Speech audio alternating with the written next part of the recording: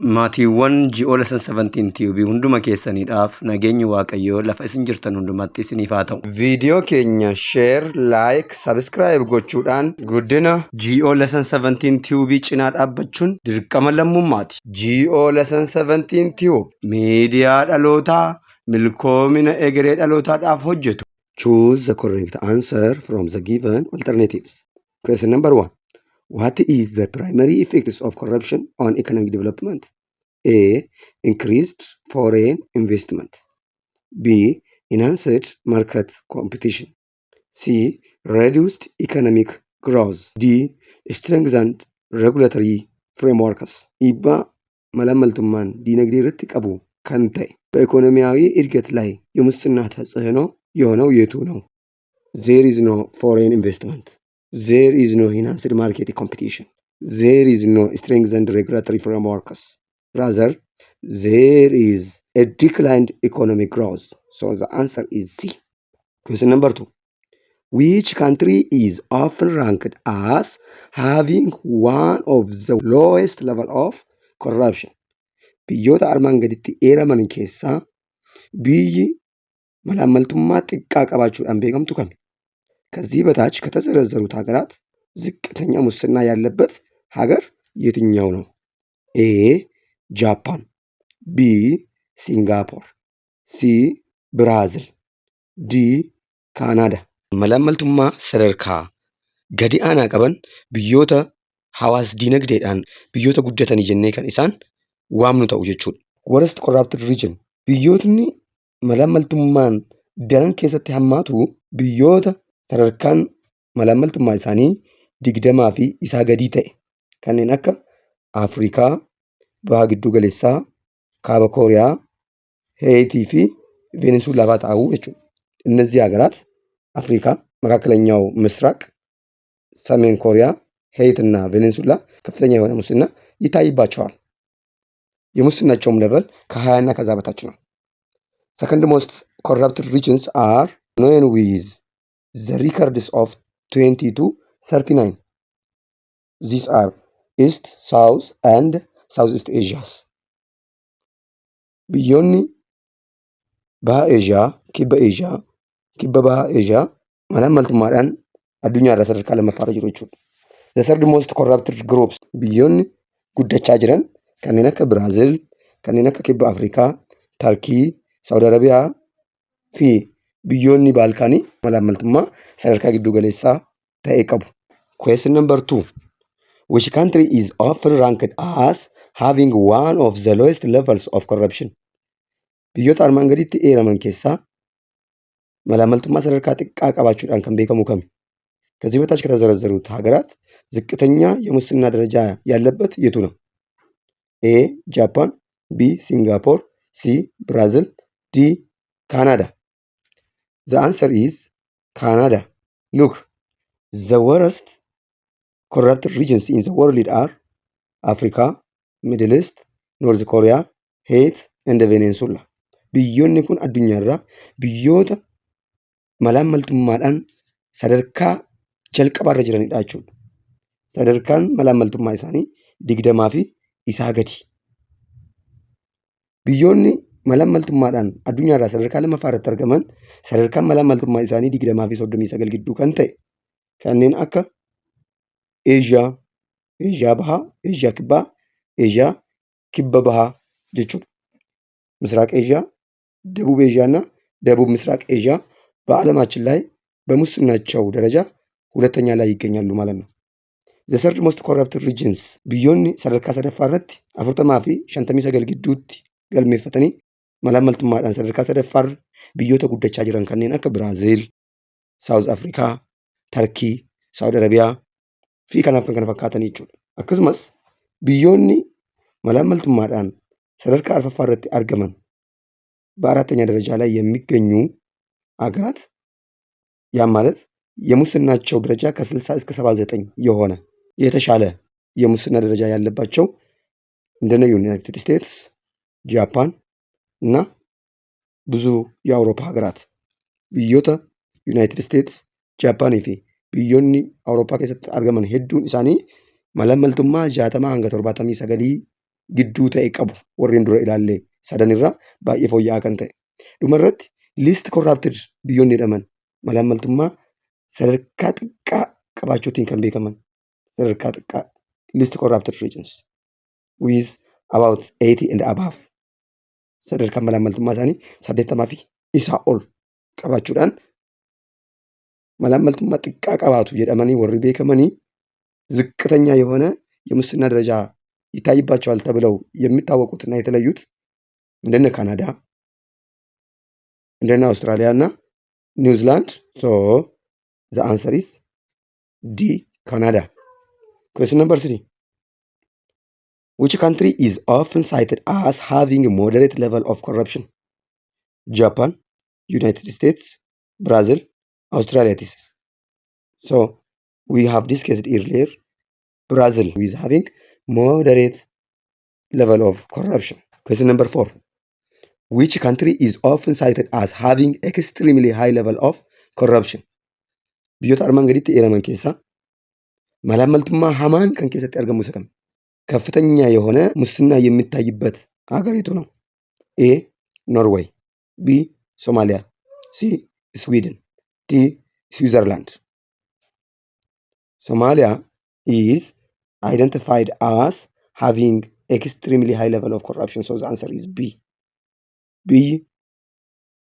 malaammaltummaa isa hamaa keessatti kuftee argamtu kanneen as keessatti eeraman keessaa Somaaliyaa taati jechuudha.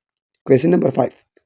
Which one of the following is not among the current experience of global pandemic? Kanneen armaan gadiitti eeraman keessaa dhukkuba addunyaawaa yeroo har'aa kan hin ta'in kami? A. HIV AIDS, B. Ebola, C. COVID-19, D. Typhoid.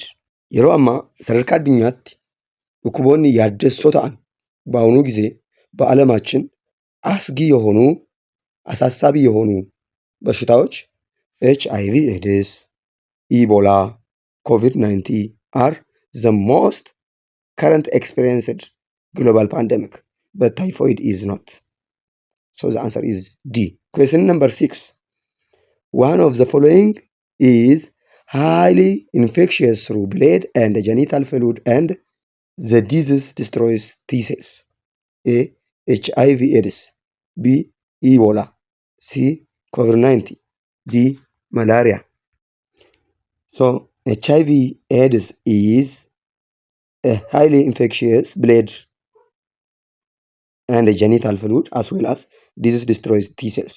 Seelota ajjeesuudhaan dhiiga hir'isuudhaan kan daddarbu HIV AIDS dha jechuudha. Question number 7. Which continent is the first observed HIV AIDS? Biyyi yeroo jalqabaadhaaf HIV AIDS keessatti argame kami? ለመጀመሪያ ጊዜ HIV AIDS የታየባት ሀገር የትኛዋ ነች? A. አፍሪካ፣ B. አሜሪካ፣ C. ኤዥያ፣ D. South Korea. America is the first continent in which HIV AIDS is observed. Question number 10. What is the primary goal of incorporating environmental education into school curriculum? A. To ignore the importance of environmental issues in society. B.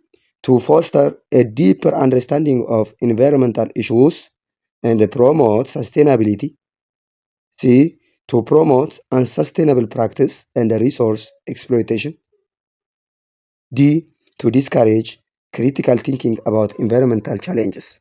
So, the main importance of incorporating environmental school curriculum are to support the importance of environmental issues in a society, not ignoring.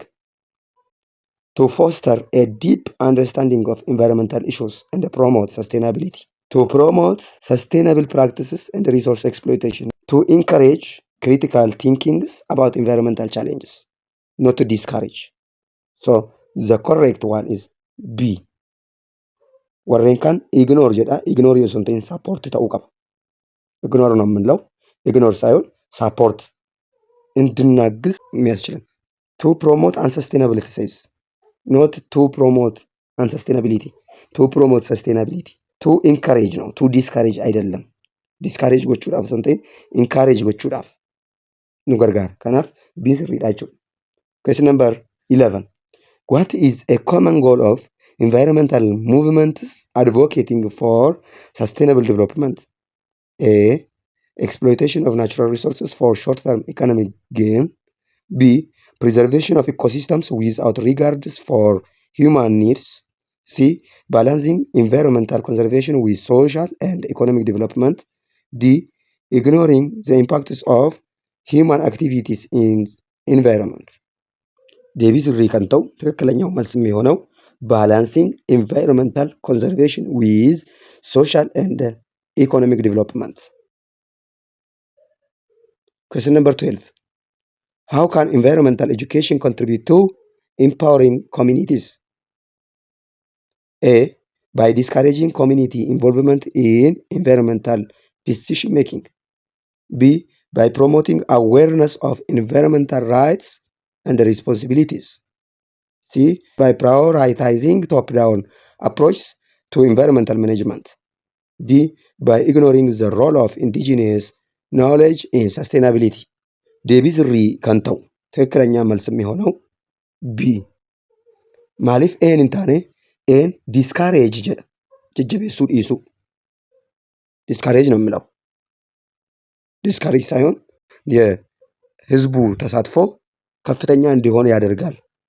ሲ prioritizing top down not top down down top ነው መሆን ያለበት ከአካባቢው ተጠቃሚ ማህበረሰብ እስከ መንግስታዊ አወቃቀሮች ድረስ መሄድ አለበት እንጂ ስለ አካባቢ ጥበቃን አስመልክቶ ከመንግስት ወደ ህዝብ መውረድ ሳይሆን ከህዝብ ወደ መንግስት የሚሄድ መሆን አለበት። ሞቱማራ ገዲ ጫሰፈምኒ ካን ኡፉ አጀጅኒ ካን ከነሙ ኦሶን ተይን ኡመተራ ገረ ሞቱማቲ ሰደርካ ገዲራ ገረ ኦሊቲ kan irratti hojjetamaa deemu ta'uu danda'u qabaadha. By ignoring the role of indigenous knowledge in sustainability. No. By supporting. Ignoring jedha. Support gochuutu irraa barbaachisama. Kanaaf deebiin keenya B'n sirriidha jechuudha. Question number 13. Question number 13. One of the following is the first infected Ebola. A. Guinea. B. Ghana. C. Liberia. D. Sierra Leone. biyyi yeroo jalqabaadhaaf ኢቦላን ሚደምት ከሚ በኢቦላ ለመጀመሪያ ጊዜ የተጠቃቸው ሀገር የትኛው ነች? So Guinea is the first affected Ebola. Question number 14. The most affected of Ebola is biyyi ኢቦላን ባይኤ ደረራምተ ከሚ በኢቦላ በከፍተኛ ሁኔታ የተጠቃቸው ሀገር የትኛው ነች? A. Western Africa. B. Eastern Africa. C. Northern Africa. D. Southern Africa.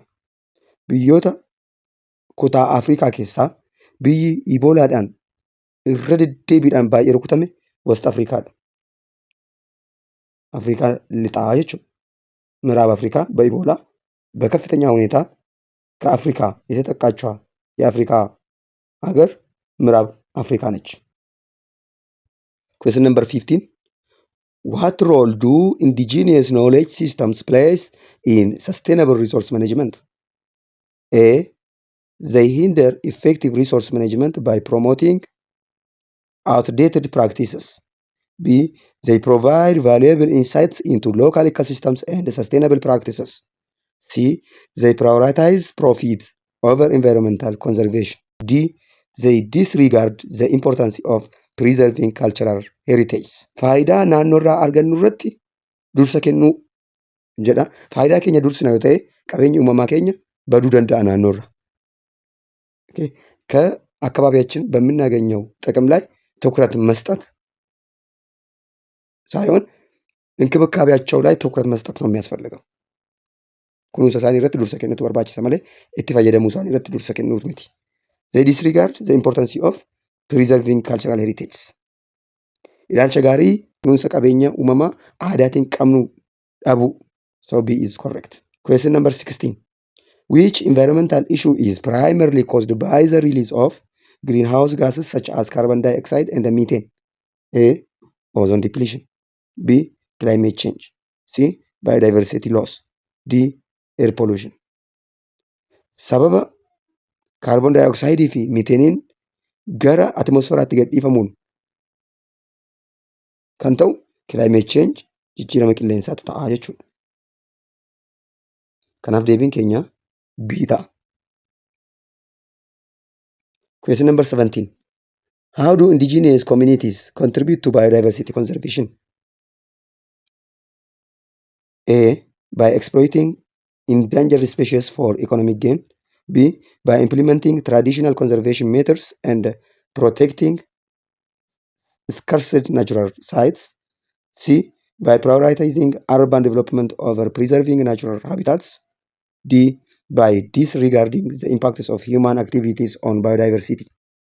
Implementing traditional conservation methods and protecting scarce natural sites are the way in which the indigenous communities contribute to biodiversity conservation. So the answer is B. Question number 18. What is a challenge in promoting sustainable agricultural practices? A. Dependence on chemical pesticides and fertilizers. B. Adoption of agroecological methods for soil health and biodiversity. C. Recognition of the importance of small-scale farmers in food production. D. Government subsidies for industrial agriculture. Depending on a chemical pesticides and fertilizers are the main challenging in promoting sustainable agricultural practices. Keemikaalota irratti akkasumas xaa'oo keemikaalaa irratti hirkachuun hojii qonnaa keenya walitti fufiinsa akka hin qabaanne taasisa. Sababni isaas xaa'oo fi keemikaalota fayyadamaa deemna yoo ta'e gabbinni biyyee akka dhumaa deemu, biyyeen akka haphachaa deemu taasisuu danda'a. Kanaaf deebiin keenya A ta'a jechuudha. Question number 19. What is a common strategy for promoting renewable energy as a solution to environmental challenges? A. Subsidizing coal-fired power plants. B. Investing in offshore oil drilling. C. Implementing incentives for solar and wind energy development. D. Increasing reliance on fossil fuels. Correct answer is C. Implementing incentives for solar and wind development. Question number 20. Today afternoon will be rainy and you are deciding to wear a black body clothes. Which of the following conditions you encounter? Har'a sa'a booda baay'ee rooba. Atis uffata black body ta'an ho'a kennuu danda'an uffachuudhaaf murteessite. Kanneen armaan gadii keessaa dhiibbaa isa kamtu akkati uffata kana uffattuudhaaf si taasisee? A. Climate. B. Temperature.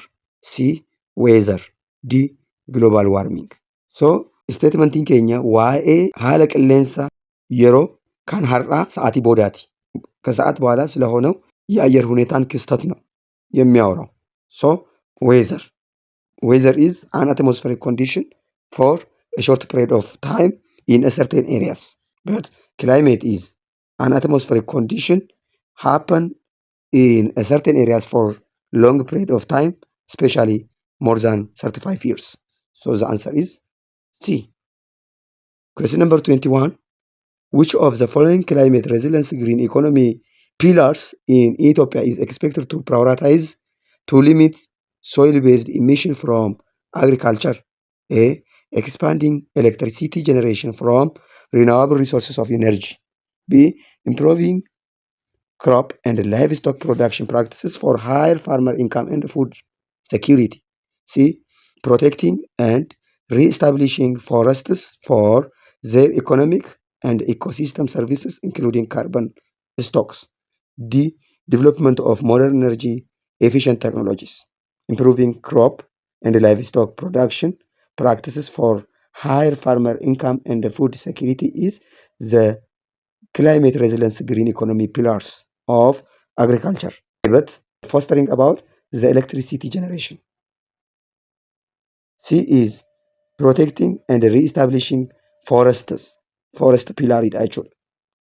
Development of modern energy efficient technology pillar. So the answer is B. Question number 22. of the following one is not the pillars of sustainable development? Which one is it? A. Ensuring access to affordable energy for all. B. Economic. C. Environmental. D. Social. qabiyyee guddina walitti fufiinsaa kan hin taane kami? የሰስቴናብል ዲቨሎፕመንት ይዘት ያልሆነው የቱ ነው? ቀብዬን ሰስቴናብል ዲቨሎፕመንት ta'an ኢኮኖሚክ ዲቨሎፕመንት፣ ኢንቫይሮንመንታል ዲቨሎፕመንት fi social development dha. So A is not. Question number 23. Which of the following causes of increasing resource scarcity is happen when demand increases but cannot be met by the existing supply? A. Structural scarcity. B. Demand induced scarcity. C. Supply induced scarcity. D. Actively regenerative renewables. So this is B. chaanalii keessan Geolesson 17 Tube waan daawwattaniif galatooma. Geolesson 17 Tube chaanaalachuun sila gobanyaachuu አመሰግናለሁ። Geolesson 17 Tube chaanaalii milkoomina egeree dhalootaaf dhimmu